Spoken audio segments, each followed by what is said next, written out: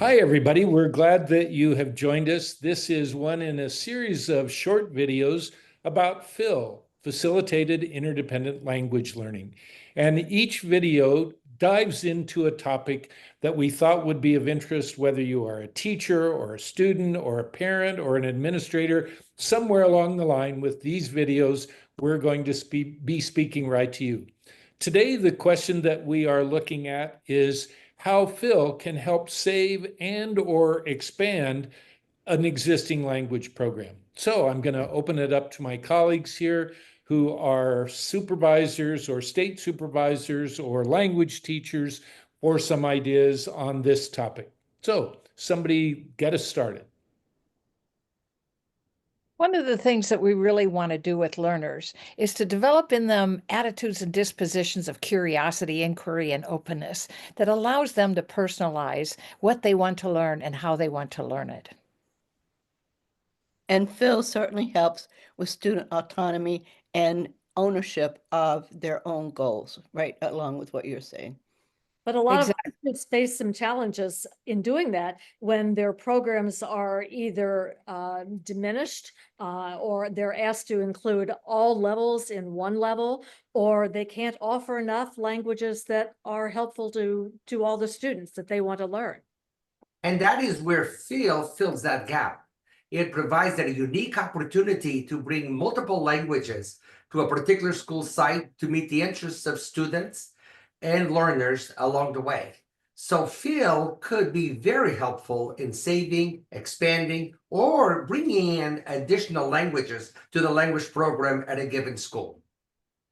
Bart, how could it bring in additional languages? If you were already having trouble finding a certified teacher for one of the big languages like Spanish or French or German, how are you going to expand that when you don't have teachers? How can PHIL help with that? That is a primary strength of PHIL, because a teacher, a language teacher, who does not need to be proficient in any given language, but assumes the role of facilitator and enables students through research using AI, other technology tools to bring that language and that culture into the classroom, and together they explore possibilities for acquiring that language and culture.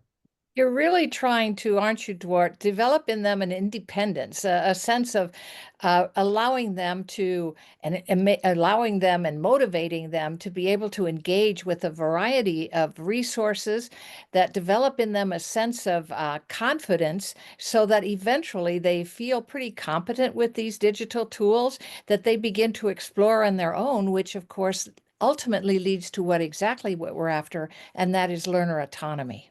Absolutely. The learners become the protagonists of their own learning.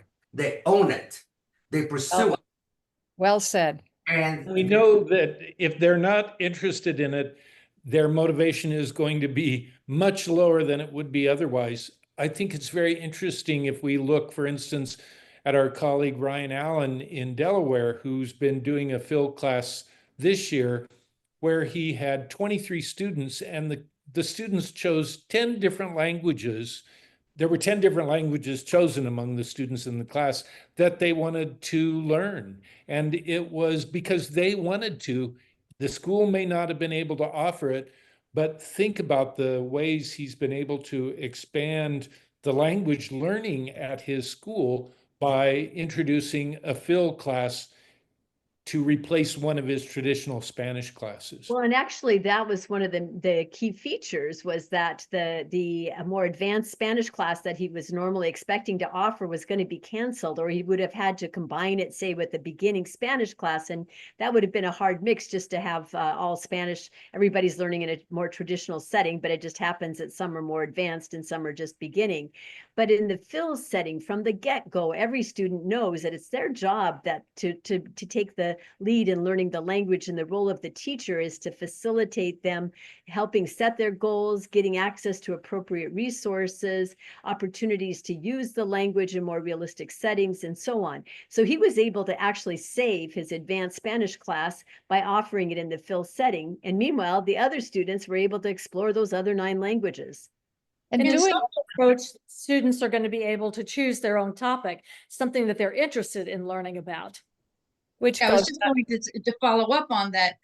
In some cases, a French teacher or a Spanish teacher might be faced with several levels, what we used to call levels, in one class, and the teacher is trying to figure out how to teach each one of those a curricula.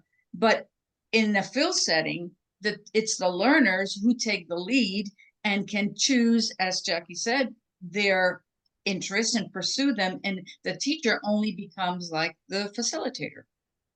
Well, that's think really really- interesting. We're going to wrap up here pretty quickly for today, but we've touched on some topics that I know we're going to come back to.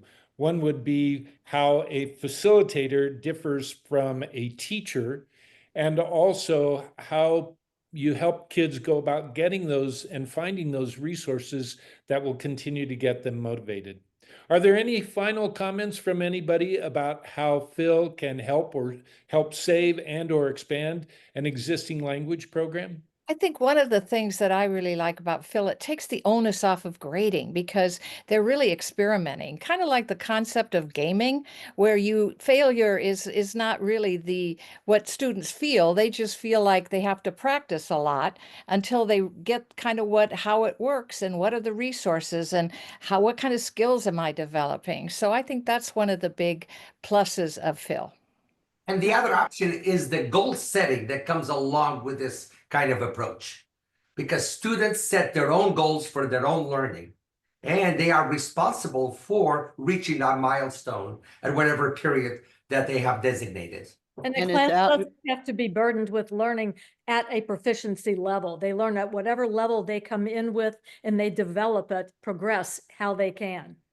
And in as that Allie was way, pointing out, Phil is really a great option for students who are heritage speakers and they may be very proficient in their language, or they may be just beginning. And often it's awkward for them to be in a traditional setting because they actually know a lot about the language and culture already. And it's hard to do that when you're sitting next to somebody who's just beginning in a normal setting. But in Phil, each one is on their own journey altogether.